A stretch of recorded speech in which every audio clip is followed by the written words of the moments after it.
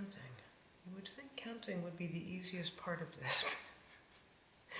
It's weirdly not. The number of times I do 4 instead of 5, or 6 instead of 5, or what have you. I think I learned this trick from Roxanne Richardson, somebody, because I don't have a knitting ring. But, you know, that's how I do it. Sometimes. I can do it with both hands too, but I find this to be better for catching my floats when I'm doing them longer, because one will, well, maybe you'll see it if this succeeds, but one will sort of, as one is being worked, the other one is still tensioning, right? Because I'm tensioning them at the same time. And so when I then return to the other one, I feel like the float is the right amount, if I can keep it on my finger, which is the only thing that sometimes goes wrong. But as long as I can, then it's sort of what that slack is the appropriate amount of float. Or so I feel. I could be totally wrong. I also don't know how this is going to go in terms of knitting and talking. I don't think I'm going to be good at knitting color work and talking. But see how I've got some slack? And then when I grab it, oops, then my float is kind of the way it's supposed to be, and then I'm back to good tension. And now I've forgotten what I'm doing. Right. Doing that.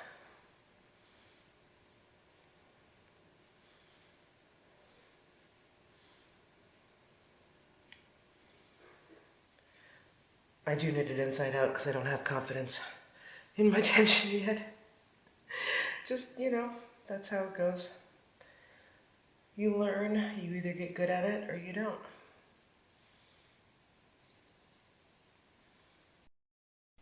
This heel construction is really interesting. It's a variation on a fleagle, or maybe it is a fleagle, because I thought I was doing a fleagle heel and I was not. So I have to figure out, I have the fleagle blog open in a tab on my phone, and at some point I'll figure out what I'm doing versus what fleagle did, and etc. Nonetheless, you can see we got the gusset on the sole of the foot, which leaves room for something really interesting. So the gusset here is only adding 10 stitches on each side. So what I call a 10-stitch gusset, and giving you 10 stitches worth of extra room around what is typically the widest part of your foot, between your heel and the top of or the bottom of your ankle, right? Where your ankle meets your foot, where that, you know, this part. But you'll see how tall that is longer than typical for me, because when you're turning the heel, you're doing a couple of knit front and backs. It's a free pattern. You can check this out and have a go if you find this interesting. But as you're working the heel, the turn part, right, this little curved area, as you're working that, you're doing a couple of knit fronts and backs so that the heel itself is widening as you knit it, which means that there are more stitches available when you're doing the back and forth knit two together and slip, or the purl two together and slip, slip, knit that makes up the heel flap. And that gets rid of your gusset so that when you rejoin in the round, you're back to your original stitch count. And I've been toying around with ideas for how to increase the gusset without increasing the gusset, and this is actually a very good way to do that. I am unconvinced by it feels weird because you've got knit front and backs and therefore little purl bumps in the heel turn. I don't know if I'm going to feel those. I'm not that sensitive, but I'm not unsensitive. So I'm fairly flexible, but occasionally something will really annoy me. You can also see this little sort of, I don't know how to, there's a little thing there that's like a gap. And what it does when you put the sock on is it actually cups your heel a bit. Now, I had done this before when working my heel, I worked 34 stitches instead of my typical 32, but as soon as the heel was worked, I pulled those 2 stitches on either side back out to use them in the heel flap. which gave me a similar cupping situation. So this is a different way of doing sort of that same thing. And again, it's going to cup the heel, which might make them stay in a little better. It might do absolutely nothing at all. I don't know. But I thought it was cool and worth mentioning. Knitting on camera is weird. Like, I mean, I know that, like, I can't actually, there's just an over-awareness of what I'm doing, which is very odd. But we'll see. Maybe I'll get used to it. Sometimes you get used to things. Maybe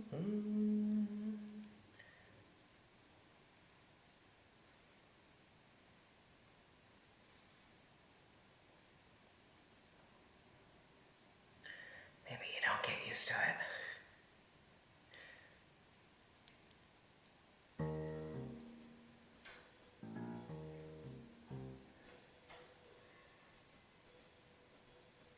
Yep.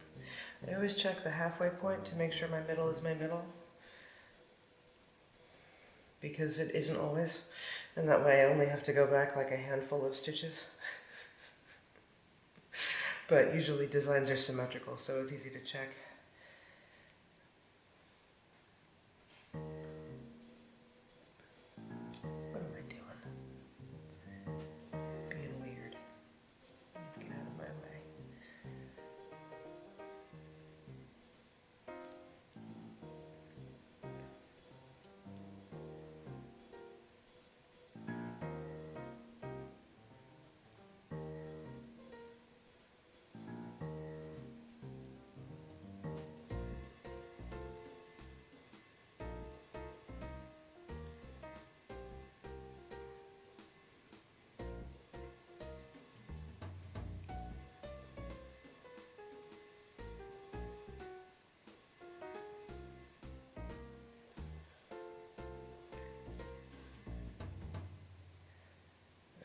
I've reached the part. It's only different, this pattern, in one place.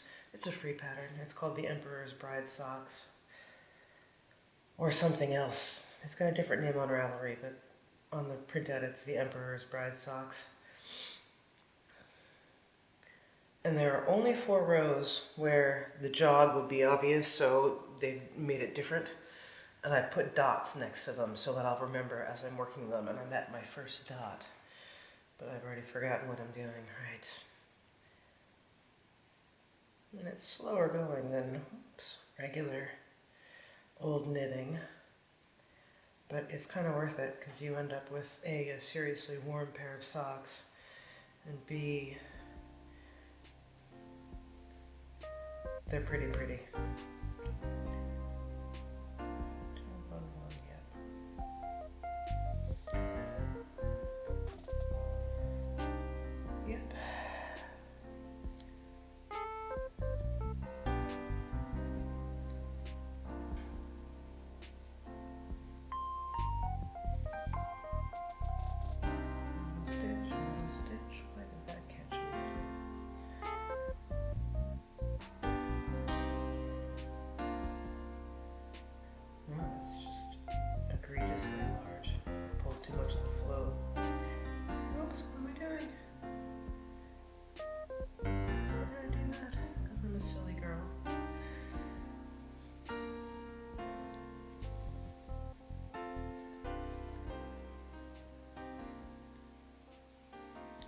See, that floats kind of how I want it. It would probably be easier with a knitting ring, but I don't know. I kind of like that it works this way.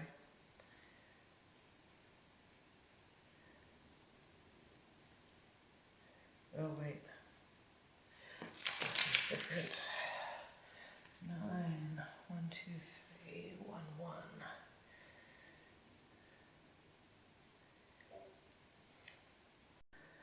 So this is the sweater that I had in the freezer, if you saw the last check-in. And, I mean, it's a very pretty sweater. You can kind of really like the yarn. It's got a very nice heathery situation. It's got very nice neps in it. The colors are really pretty, slightly autumnal, but nothing egregious. So now I just gotta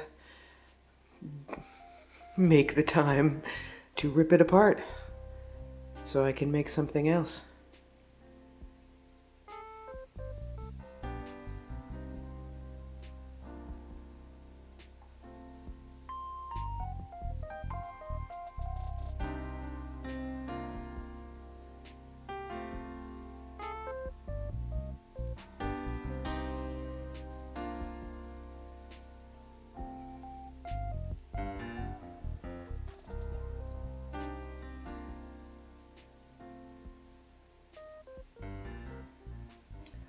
Crap, I'm off by one.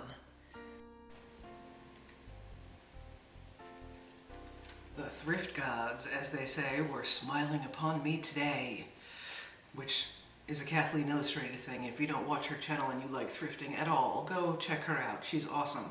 And she's gonna learn to knit, maybe. If you want to learn and you watch this, give me a call. We'll figure something out. Anyway, thrift gods, 2 books of knitting in my local used bookshop.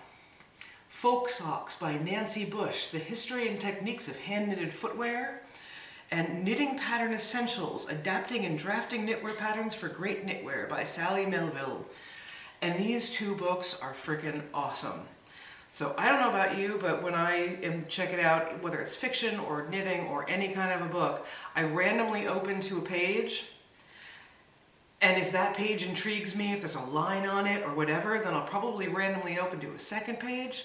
And if that second page is equally intriguing, then I'm buying the book. And if not, I might put it down, you know. But that's how I decide, because I'm not going to sit there Googling things. I don't know what other people's tastes are. I've got eyeballs. I have an object in front of me. That's how I roll. Anyway, the book page that I opened up to when I picked this was heel variations. And there's a whole section on heel variations and toe variations, some of which I'd heard of, some of which are completely new to me. The common heel, the shaped common heel, the Balbriggan heel. And here's the other thing that I really like about this book, and which is actually what convinced me, I think, to buy it, is that every single one, it tells us, the reader, where it came from, where she found it, where she came across it. This is a heel shaping from Modern Knitting Illustrated. It shares its name with Balbriggan, Ireland, a village north of Dublin, which also gave its name to a knitted fabric made from Sea Island cotton used for underwear and hosiery. Come on, but I think it's important to know where things came from. It's why I've probably said this 1,000 times, but one more isn't going to kill anybody. It's why I like Isabel Kramer, because she tells us that she got her set-in sleeve as a variation off Susie Myers' set-in sleeve. You can trace the history, so you know what elements it's going to have. You know sort of where that construction came from and how it might be related to other constructions. There are other designers that don't do this. It's their right, but it makes it really hard to follow how one thing evolved out of another. Anyway, we got the half handkerchief heel, the Dutch heel, which I had heard of, the band heel, which is like a Dutch heel but with no shaping. It's really interesting. It's really, really interesting stuff. If nothing else in this book is interesting, and there's like patterns and Fair Isle stuff, so that's always nice, but it's the heels. I got this for the heels, because now I can see all these different kinds of heels, and what she goes into how they fit differently.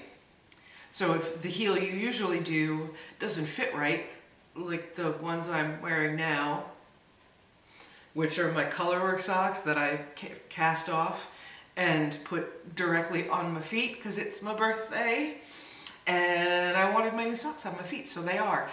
But the heel on this is pretty weird. It's too big for me. Not in a way that doesn't make any sense. Like, it's too wide, which shouldn't be possible. Especially because it's on 32 stitches, and if I'm doing a 32/64 stitch sock, it would be 32 with my usual heel flap. So why it's different, I don't know. I know that it is because of the way that she constructed it, but why that fits differently is a complete and utter mystery to me. I'm still gonna wear the socks. I still kind of love the socks, but I'm never making this heel again. I might make a variation on it, but I'm never making this heel again. I'm rambly today. Next book. And really, any pattern designers out there watching this, please buy this book. Please buy this book. Because it has stuff for things like modified drop shoulders. And a modified drop shoulder is basically a modified drop shoulder. Yeah, sorry.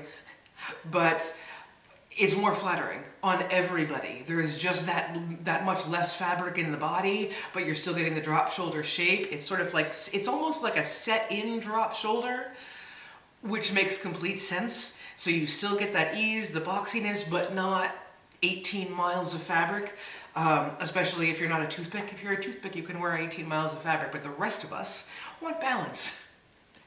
This has all sorts of modifications for how to do that. It talks about how different modifications affect the fit of the rest of the garment. This is really cool. Now, I haven't read this, so all I know is what the topics are going to be covered, and I know that she talks about she talks about how these things are going to affect things. Is she right? I don't know. But it is in here. So I've been thinking a lot lately about sort of, there's two different ways, right, to have your collar, knocking the microphone. There's two different ways to have your collar raised up and a little bit further in the back. One of them, because shoulders, like they're it's a thing.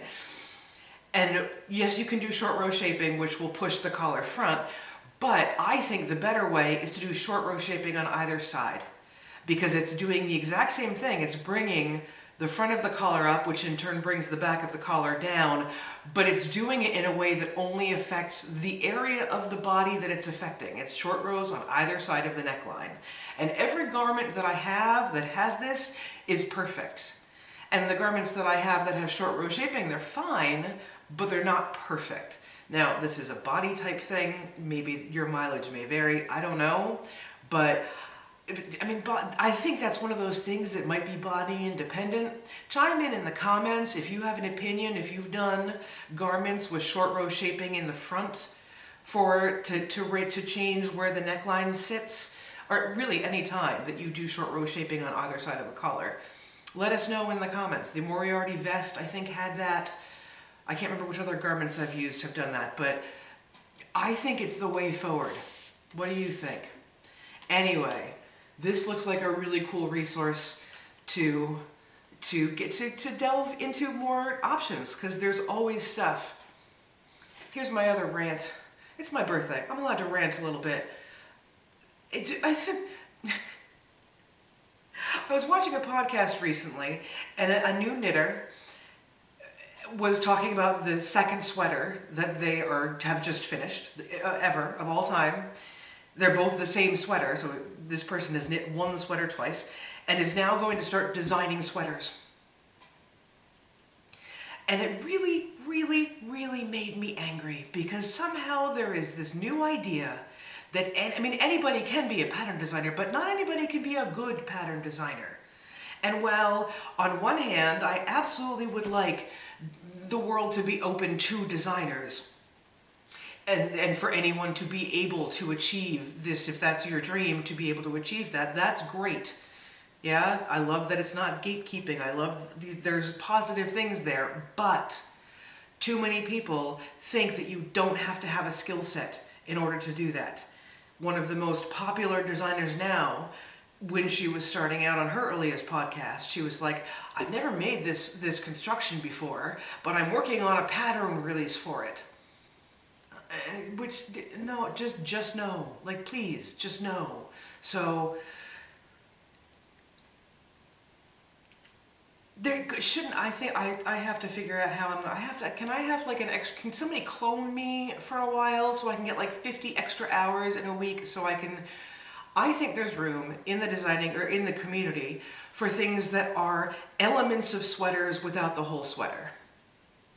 So, you know, so that the Ravelry doesn't become as clogged as it is with things that are poorly fitting and poorly constructed, that someone who has a great design idea can publish the design idea, but not a whole sweater.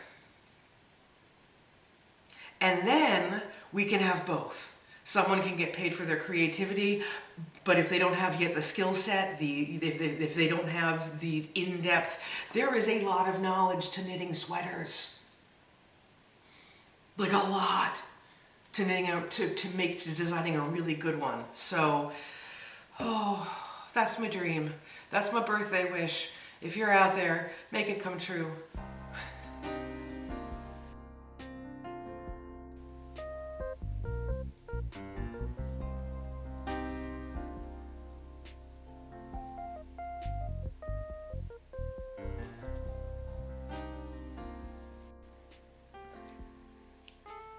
Yeah, I really like these. Although I realized, as I was doing them, that I meant to do them the other way. I meant to have actually the back as the background and the as the thing, but oh well. These are, I'm happy with how they turned out.